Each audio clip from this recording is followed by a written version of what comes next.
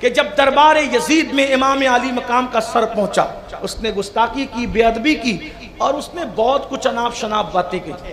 تو امام سلیمان اعمش کہتے ہیں کہ اس شخص نے مجھے بتایا کہ پھر اس کے بعد دربار یزید میں وہ سارے سر رکھے گئے. تو یزید نے جب رات ہوئی، امام سلیمان اعمش کہتے ہیں یزید نے جب رات ہوئی تو رات کے وقت تو اس نے ایک مخملی سبز رنگ کا خیمہ بنوایا، اور خیمہ بنوا کر ایک جو وہ جگہ پر گویا کہ ایک ٹیبل سمجھ لیں، اس پر وہ 70 کے 70 یا 72 سروں کو رکھا گیا. جب وہ سر رکھے، چونکہ اس نے 70 کی بات کہی تھی، ہمارے عقیدے میں تو وہ 72 ہیں، لیکن چونکہ وہ 70 کی روایت کر رہا ہے تو اس کی بات، وہ 70 کے 70 سر وہاں رکھے گئے.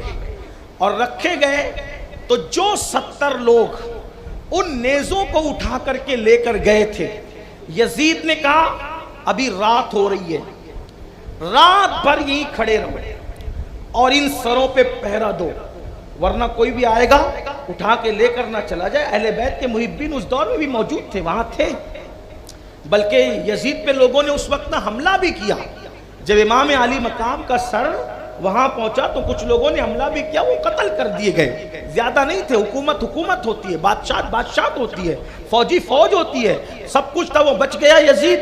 لیکن اللہ اکبر، اس نے خیمے کے اندر 70 سر رکھوائے اور ان 70 لوگوں کو جو نیزے میں اٹھا کر کے لائے تھے سروں کو، کہا تم سب پہرا دو تاکہ یہ سر یہاں سے ہٹنا نہیں چاہیے. تو وہ کہتا ہے کہ ہم لوگ پہرا دیتے تھے، پہرا دیتے دیتے ہم نے مشورہ کیا، یزید تو نشے کے اندر دھت پڑا ہوگا، تو ہم سب لوگ ان سروں کو وہیں رکھ کر وہاں سو گئے، وہاں پر سوئے. تو وہ کہتا ہے سلیمان اعمش سے کہ جب میری آنکھ لگی تو میں نے کیا دیکھا کہ حسین کے سر سے لے کر آسمان تک نور ہی نور ہے. میں دیکھ رہا ہوں، میری آنکھیں بند ہیں، سویا ہوا ہوں، حالت خواب میں ہوں، اور دیکھ رہا ہوں کہ سر حسین سے لے کے آسمان تک انوار ہی انوار ہے، تجلیات ہی تجلیات. یہ سب کچھ میں نے دیکھا. بلکہ ایک بات اور سر حسین پاک کے بارے میں آگے روایت پڑھنے سے پہلے ایک اور خوبصورت بات یاد آئی. یہ سر، آپ کے دماغ میں ایک بات آ سکتی ہے کہ یہ سر یزید اپنے محل میں بھی تو رکھ سکتا تھا. جب سر جب وہ اٹھا کے لے جانے کا خوف تھا تو سب سے محفوظ جگہ کون سی تھی؟ اس کا اپنا گھر تھا، اس کا اپنا محل تھا. تو یزید نے سر حسین کو محل میں کیوں نہیں رکھا؟ وہ باہر خیمہ الگ سے کیوں بنایا محل کے، اور خیمے کے باہر کیوں رکھوایا؟ اس کی وجہ یہ ہے کہ اس نے پہلے ایسا ہی کیا کہ جب امام کا سر آیا، بے ادبی کر چکا، توہین کر چکا، تو وہ سر اٹھا کر کے اپنے گھر میں لے گیا، اور امام حسین کا سر اس نے اپنے گھر میں رکھا. اس کو بھی علامہ شبلنجی ہی بیان کر رہے ہیں.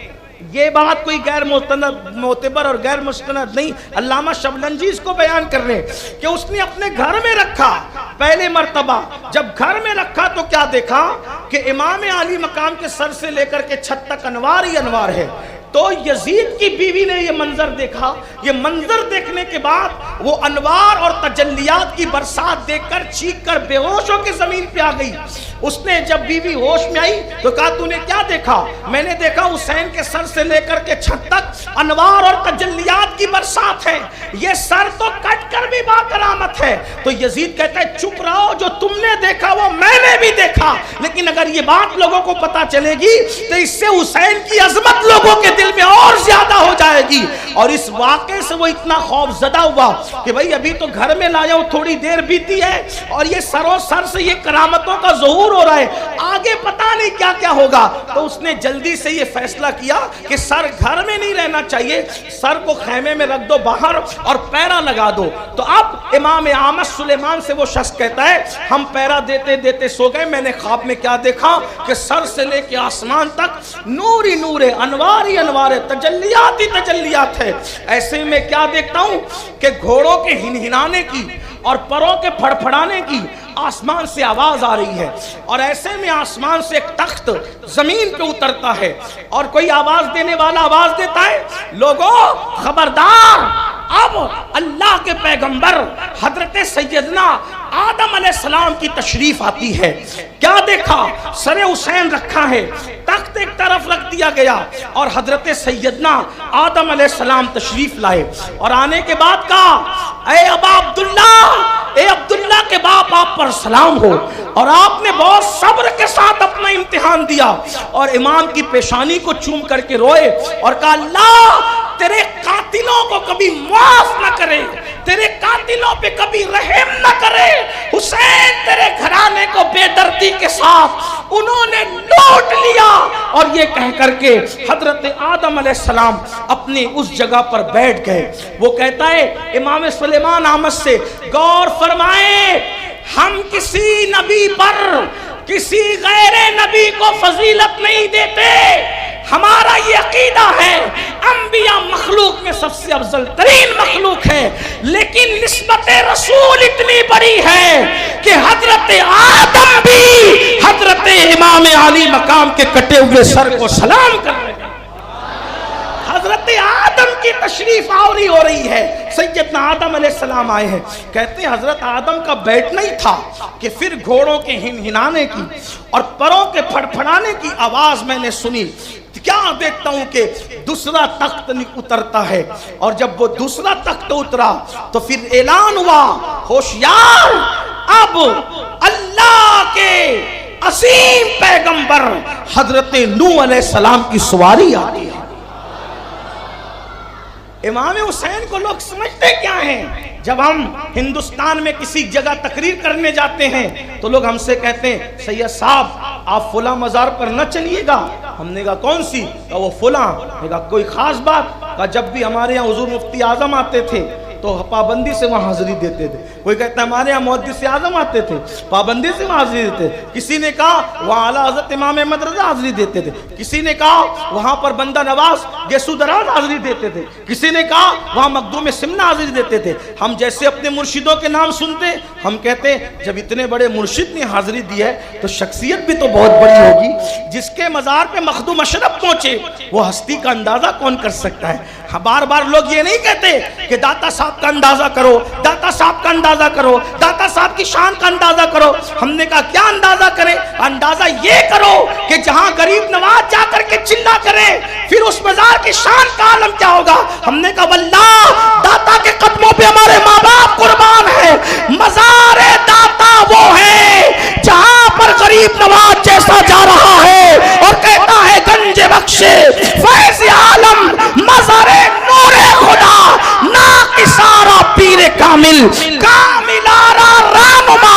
لیکن اس حسین کے سر کا بھی تو کوئی اندازہ لگائے، جہاں کٹا ہوا سر ہے وہاں انبیاء کی سواری آ رہی ہے، وہاں انبیاء کی تشریف آوری ہو رہی ہے۔ امام علی مقام کی شان یہ ہے۔ تو آواز آتی ہے، نوح علیہ السلام کی سواری آتی ہے۔ حضرت نوح علیہ السلام آئے اور انہوں نے بھی وہی کچھ کیا جو ہم نے حضرت آدم کو کرتے دیکھا۔ ابھی وہ اپنی مسند پہ بیٹھے ہی تھے کہ پھر اعلان ہوا، ویسے ہی ہوشیار لوگوں اب سواری آتی ہے اللہ کے خلیل حضرت ابراہیم علیہ السلام کی۔ وہ تشریف لائے، انہوں نے بھی ویسے ہی سلام پیش کیا اور یہ سب چیزیں ہوئی۔ اس کے بعد حضرت موسیٰ علیہ السلام کا نام اس نے لیا حضرت سلیمان اعمش کے سامنے، پھر حضرت عیسیٰ علیہ السلام کا نام دیا، پھر کہا یہ سب آ کر کے اپنی مسندوں پہ بیٹھے تو پھر میں نے بادلوں میں گھوڑوں کے ہنہنانے کی، پروں کے پھڑپھڑانے کی آواز سنی۔ اعلان ہوتا ہے خبردار اب وہ آتا ہے جو انبیاء کا امام ہے، سید العالمین ہے، قائد المرسلین ہے، محمد الرسول اللہ کی اب سواری آتی ہے۔ تو دیکھا حضور آئے تو ان کے لیے سب اٹھ کر کھڑے ہو گئے، اور پھر حضور نے سر حسین کو لیا اور سینے سے لگایا اور چوما اور پھر کہا اللہ تیرے قاتلوں پہ کبھی رحم نہ کرے، تیرے قاتلوں پہ کبھی رحم نہ کرے، تیرے قاتلوں کو کبھی معاف نہ کرے۔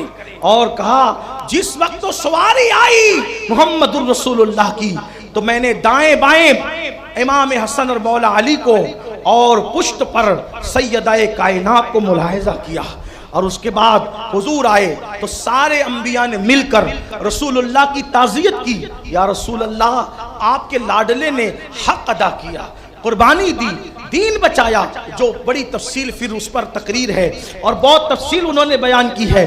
اور یہ سب باتیں کرنے کے بعد جب یہ باتیں ہو گئی، انبیاء کرام رو پڑے امام حسین کا کٹا ہوا سر دیکھ کر۔ وہ کہتا ہے امام سلیمان اعمش سے، اے سلیمان اعمش، جب اللہ کے رسول کی تعزیت ہو گئی، انبیاء رو پڑے، تو میں نے دیکھا امام حسن آگے آئے، اور امام حسن نے آگے آ کر کہا یا رسول اللہ، نانا جان، یہ جو 70 کے 70 سب سوتے پڑے ہیں، میرے حسین کے سر کی توہین کرنے والے، میری گزارش ہے ان سب کو قتل کر دو، یا رسول اللہ ان سب کو قتل فرما دیں۔ تو اللہ اکبر، حضور اکرم صلی اللہ علیہ وآلہ وسلم نے ان پر جیسے قہر کی نظر ڈالی، قہر کی نظر ڈالنا تھا کہ وہ سب کے سب ان 70 کے ان 70 لوگ مر گئے اور وہ قتل ہو گئے، ان کے جسموں سے روح نکل گئی، اور جب ان کے جسموں سے روح نکلی تو حالت یہ تھی جیسے بجلیاں کڑک رہی ہیں، جیسے بادل گرج رہے ہیں، یہ ساری چیزیں تھی۔ اور اللہ اکبر، یہی سب کچھ ہوا۔ ایسے میں جب میری باری آئی، ایسے میں جب میری باری آئی تو وہ شخص کہتا ہے اے امام سلیمان اعمش، پھر یہ ہوا، اللہ پھر یہ ہوا کہ حضور نے جب مجھ پہ قہر کی نظر ڈالنا چاہی تو میں نے عرض کی یا رسول اللہ مجھ پہ رحم فرمائے، حضور مجھے معاف کر دیجئے، یا رسول اللہ مجھے معاف فرما دیجئے، آقا مجھے قتل نہ فرمائیں۔ تو چونکہ اب یہ بات کہ وہ ان 70 قتل کیسے ہوئے یہ کون بتاتا، یہ بات کیسے پتا چلتی؟ ہو سکتا ہے یزیدی قصہ گڑھ لیتے کہ سو رہے تھے تو کسی نے آگے مار ڈالا، لیکن مار ڈالنے والا کون ہے، غصہ کرنے والا کون ہے، یہ بات بھی تو امت تک پہنچنا تھی۔ اس لیے حکمت کا تقاضا یہ تھا کہ ان 70 کو قتل کیا۔ جب اس کی باری آئی تو یہ کہتا ہے کہ میں نے اللہ کے رسول سے اس کی حضور مجھے معاف فرما دے اور حضور مجھے قتل نہ فرمائے۔